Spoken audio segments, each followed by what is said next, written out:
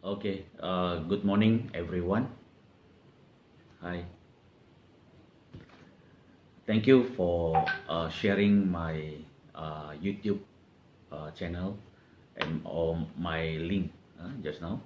And feel free to listen and pay some attentions to this info regarding these principles of entrepreneurships, all right, or ENT 530.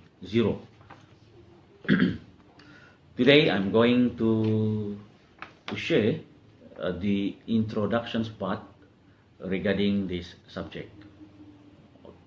For introduction part, I will start with three parts or 3 points for today. For chapter 1, the first chapter, of course, the introduction part of this subject, which is the principles of entrepreneurships, ENT 530. I'm going to start with this chapter 1.1, which is related to nature and development of entrepreneurships. All right.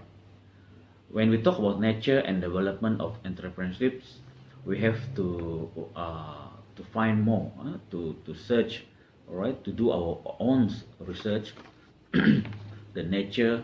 And when we talk about nature, it is related to this history, sejarah, and the development of entrepreneurships during our nenek moyang, our grand or mother and father during in 15th century, 17th century, moving forward 20 centuries and so on. Okay, starting with this capitalists, starting with the traditional way to do the business, up to modern era of this business or industry. All right. So when we start with industry development, or this entrepreneurship development, okay, if you still remember, we start with the barter system during our time, the traditional era, long time ago. This barter system, which is we have to change the product, for example, from vegetable change to fish and fruits during our father or mother. Okay, this barter system, so very traditional one, but our economic and our business is developing throughout the time.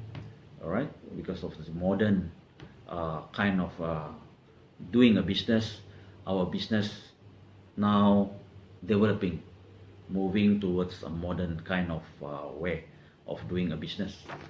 All right. So that's the first point, the nature and development of entrepreneurship. It's very interesting because from there we are going to see the changes, the milestones of these orang bilang the development of these entrepreneurships. Okay, the second point is 1.2, which is related to how our entrepreneur think. Macam mana usahawan kita ini berfikir, cara mereka berfikir. How our entrepreneur atau usahawan think. Macam mana mereka berfikir. Okay, some of you maybe you will say, oh, our entrepreneur, they will think out of the box. Okay, some of them, oh, they will think very critical, right? And according to our research and our some of these previous authors, our entrepreneur thinks very curious. They have this curiosity, curiosity. Selalu ingin bertanya. They always they want to ask something. They have this opportunistic. They have this optimistic kind of thinking. That's very important. And the most important is they have this problem solve way of thinking. Means that they're very critical. If they have a problem or they have an issue during their journey, perjalanan mereka tuh, because selalu perjalanan ni bukan sahaja bagus, selalu ada juga permasalahan kan.